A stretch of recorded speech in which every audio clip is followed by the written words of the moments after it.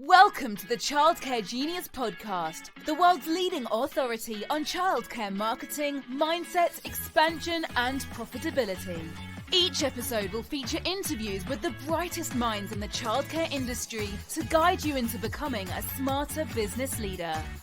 Our hosts have opened 10 schools while raising 5 children. They are certified business coaches and are the top-selling childcare business book authors of all time. This episode is sponsored by Childcare Genius Marketing. Let Childcare Genius Marketing help you get fully enrolled and fully staffed. Visit childcaregenius.com for more details. Let's welcome to the Childcare Genius Podcast our hosts, Brian and Carol Duprey.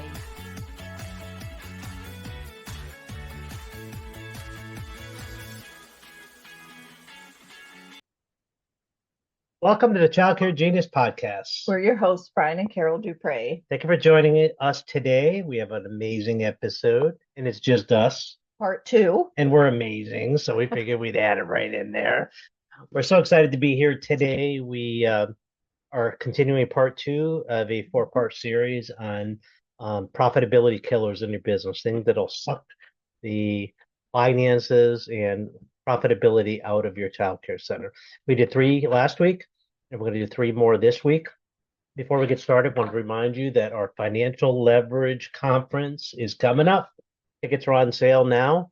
It's in Riviera Maya, Mexico. We're so excited to take 250 childcare owners to Mexico this fall. Incredible resort. Oh, beautiful. We stayed there a few months ago, and it is lovely. There's 5 hotels in this resort. And the adults only is really nice, and there's 4 family-friendly hotels.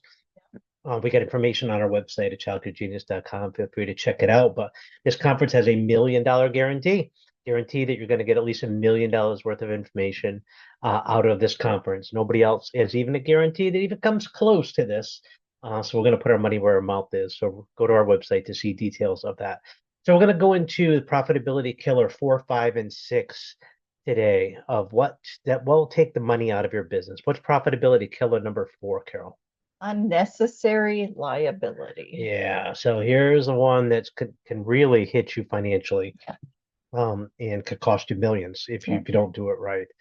So not being properly insured is huge. One of the things my insurance agent has really stressed to me over the years is making sure you have the proper insurance at the proper coverage level. Right. And by not doing that, it really puts you at a huge disadvantage to a lawsuit. And if you had a business for 25 years, you've probably been sued at least once. I know it's probably been a couple times for us, different times over the years. It happens. Kids get hurt, employees get hurt, you get sued. That's why you have insurance, right? But not having the right insurance can be really costly. Or not having it done properly so that you have umbrellas that cover everything. Yes, one of the things we're going to talk about is having umbrellas. That's fantastic. So first we want to talk about today is EPLI, which is Employment Practices Liability Insurance. I've been harping on this for years, and I'll still come across a client, even somebody I've been coaching for a while, that still doesn't have EPLI insurance. I'm like, I just want to shake everybody who's listening. And remember, a lot of what we teach you is stuff that we learned the hard way. Yeah. By not having these insurances. Yeah, because we've seen people get sued and cost a lot of money. So the hard way is seeing people suffer. We weren't sued, but we were almost sued. Yes. We had a lawsuit threat, and our first thing our insurance carrier said is, "Do you have EPLI?" This is long before we had no idea what it was. Long before there was coaches who ever taught about it. So now I harp on these things. EPLI, Employment Practice Liability Insurance, getting sued for discrimination. Yeah. If you fired me because I'm black, white, gay, trans, old, young. Because I picked my nose. There is so many different protected classes about weight. Yeah. It's crazy how many protected alcoholic. There's protected classes, and each state has different their levels of protection. It doesn't have to be a protected class to be sued for it either. True, but if you don't have EPLI, your regular liability insurance does not cover you for claims of disability or claims of discrimination. Right. And that's why it's important to have this special kind of insurance. And people are so happy today. So you need to call your insurance agent today, like right now. Like pause this podcast and call them up or her and just say, I have EPLI on my college. What do you mean I don't have EPLI? Get that on there today. Like call them right now. And they say, Brian Duprey told me to call you. And Carol too, they said, told me to call you. And of course, I'd get a call from your agent that says, thank you for referring them over there. And tomorrow, when you get sued, you're going to be like, oh, thank goodness. I'm so glad I had that. So please make sure you have EPLI at the proper coverage amounts. Very important. Let's just say, you have an employee who interviews with you who's in a wheelchair and you don't have the proper wheelchair ramp. You get sued for that. Parents can sue you because their kid has a disability and you're not ADA compliant. You don't have somebody that is a hearing disability person on staff that can read sign language. There's any one of 100 things they can sue you for. EPLI will cover you for that. All right, the next one we're going to talk about is non-owned auto. Have you ever sent your director to the store to get what? Milk Anything. or yes, Milk, supplies. Director, you could send a teacher down. Or even if you have more than one center and you send them between centers in their That's personal another thing, vehicle. even in their personal vehicle, even though they could be off the clock, we recommend them being off the clock when they're transferring. Even though they're off the clock, it is a member and an employee directive. You directed them to do something. You could be drug into a lawsuit if they were to get into an accident. And we have had employees get in accidents Yeah. and even hurt people driving, on not our company car, their own personal car, but between centers. And by having non-owned auto, if the company gets dragged into a lawsuit or you get dragged into it as the owner of the business, it's going to protect you. It is riding a secondary on their insurance policy. So it's a great little insurance policy on top of the insurance policy. And you have to have this. It's not very expensive at all. EPLI, non-owned auto, it's definitely a lot cheaper than having general liabilities insurance, but you definitely have to have it because it will happen. Eventually, somebody will get into an accident and you will get sued because they go where the deep pockets are. And your teacher who makes $18 an hour is not going to be the one they're going after. They're going after the owner. And because they're going to think the owner directed them, and they could be right. A jury may find that. So you definitely want to do that. So the next thing is to make sure you have proper coverage amounts. You need millions of coverage nowadays. What if, a child died in your program or there was a fire and several kids died, as God forbid you even say that, but you could have a claim and then millions and millions of dollars. So you probably need 2.5 to 3 times what your annual gross revenues are for the coverage amount, because there are going to be just some deep pockets that can go after you, and it could be multiple claims if something were to serious happen, and it has happened. And you just want to make sure you have proper coverage amounts. Another thing is have umbrellas that sit on top of those policies that could sit overriding, your personal property, your daycare properties, your vehicles, your jet skis, your four-wheelers. Like we have umbrellas that sit over top of all our personal stuff. We have umbrellas that sit over top of our corporate stuff. And we own a lot of companies. We have 3 different umbrellas that protect us on the business side and 1 umbrella that protects us on the personal side. Just because you never know what you could get lopped into what lawsuit, and you got to protect yourself. And the more assets you have, the more protection you need. If when you get up there, you might spend $100,000 a year on insurance with all the different insurances you have, but you're protecting millions. So 100,000 to protect millions is pretty good return on investment there. And the last thing I want to talk about is student accident insurance. We've had claims on student accident before, and there's some good student accident out there. I know my insurance provider, he has a $250,000 student accident at a very affordable price. I think we pay like $1,800 a year for this, and it covers up the first $250. And it's like a no questions asked. If a kid gets hurt, pays the medical, no questions asked, and it never touches your general liability policy. There's no claim against general liability. General liability is the one that goes up every year, and it's really expensive now. You definitely don't want claims on GL, general liability. So the student accident is like a must to have this policy. Yep. And that's kind of the unnecessary liability when it comes to insurance. You got to make sure you have the proper uh, liability. Another thing is proper corporate separation. We call it piercing the corporate veil. That's another liability that you might need to have. In the last year, I have probably done a coaching call with three separate people that had $1 million businesses that were operating as sole proprietors and they weren't incorporated. Huge liability mistake.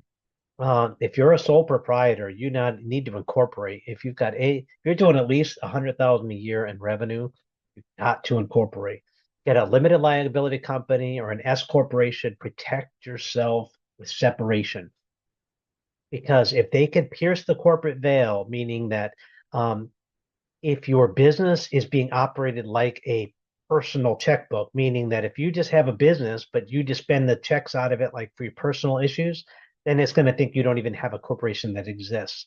So you can't let them pierce the corporate veil. So even if you have a corporation, you could lose corporate status if you like buy your personal groceries out of your personal checking account, pay for your personal car, personal expense out there, write yourself checks out of that for salary like every single week like that's not through payroll. You're just writing yourself profit checks whenever you want. That's considered piercing the corporate veil, and you could lose corporate protection if you were to be dragged into a lawsuit. So make sure you talk to your CPA, not your accountant, your CPA, on how to handle corporate separation. Make sure you don't have too much liability there. All right. So the next one, Carol, is what's the next profitability mistake? Tuition mistakes. Tuition mistakes. We've seen a lot of this, haven't we? Yes, a lot of it. All right. So what's the first area of tuition mistake? Over discounting and being too generous for employees' children. Yeah, we see that a lot. Like especially with new childcare centers, giving too much of a discount out there, like trying to go way below market rate. Because once somebody pays a low rate, it's hard to get them to pay the real rate, isn't it? Yeah, and giving employees free childcare. And you have an employee that has a child, and then a year later they have another child, and then it's hard to go back on free childcare for employees. Right. It's hard to get them to start paying. In most of our centers, we recommend if you do an employee discount, make sure they apply for subsidy. And most childcare workers in most states would qualify for state subsidy. We just require that they do that first, require that they apply. If they don't get it, then you could discount as you need to. Just be careful about giving 100% employee childcare for everybody. You're going to feel guilty and want to do it. Right. But it's costly. Especially if right now we have 3 employees that are on maternity leave. They all come back at the same time, and that's 3 infant spots that we'd have to give at no charge if we did. If we were to do that, it's very costly. So if they provide subsidy, the state makes you whole. Take all of them that way, right? Works out good. Not raising tuition annually is a huge tuition mistake. You've got to be able to keep up with inflation. Inflation has been off these last 4 years since COVID. I mean, really bad, 10%. If you weren't raising your rates 10% a year through COVID, you're behind the 8 ball right now. And your competitors probably have lapped you on tuition and making much more profit. So you need to get that caught up. We've raised our rates twice a year before just to keep up with inflation. So we don't hit them so hard all at once. With a 15, we do a 7.5 and a 7.5, and half the year to just soften the blow. They won't remember how often you raise it, but you need to be able to make sure that you're getting your tuition up to market rate. And only having a monthly pay option. Yeah, you want to be able to have flexibility with your parents and be able to offer tuition to be able to pay weekly or monthly. And I know the reason you want to do it only monthly because it's easier for you. Keep in mind that the average American has only $500 in their savings account. They can't afford to pay $1,500 for the first month, most Americans.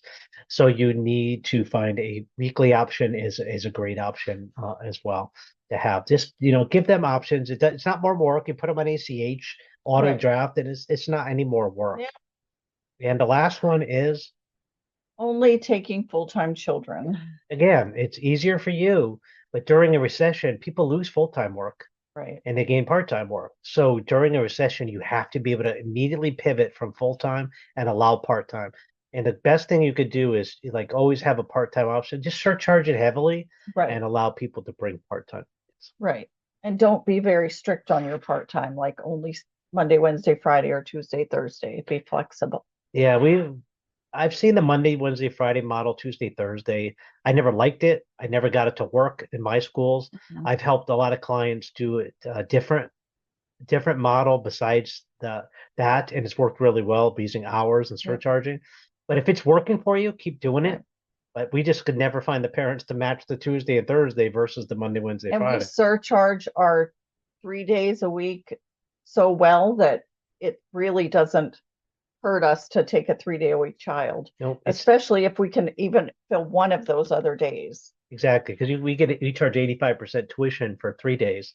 So you're getting 85% and then Right. 50% for the other 2 days or 55%. So- So you're getting like 135% tuition if both of them line up perfectly.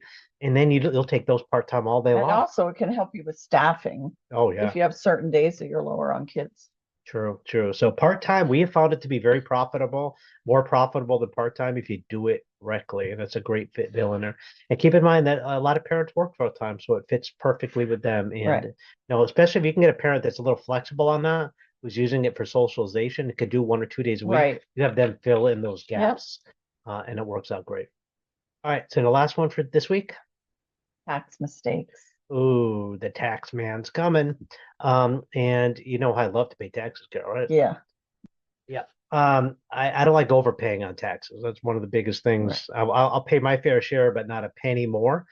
And I'll make sure everybody who's listening is not going to pay a penny more as well. And the IRS has a bad habit of if you send them too much, they're never going to tell you, and they'll just Yeah. keep it. So you want to make sure that you're doing it. So tax mistakes, improper corporate structure. We talked a little bit about that earlier. That is a huge tax mistake because you could pay too much. Paying too much in taxes by poor record keeping. Or recently we were at a conference and we were at our conference, Child Care Genius Live conference in Vegas, and a lady come up to me and she told me that she was making $300,000. I said, that's great, good for you. And I said, what's your structure? It goes, I'm an S corporation. I said, how much dividends are you taking? He goes, I'm not taking dividends. I take all 300 in salary. I said, do you have a CPA? He said, yeah. I said, fire him. What do you mean?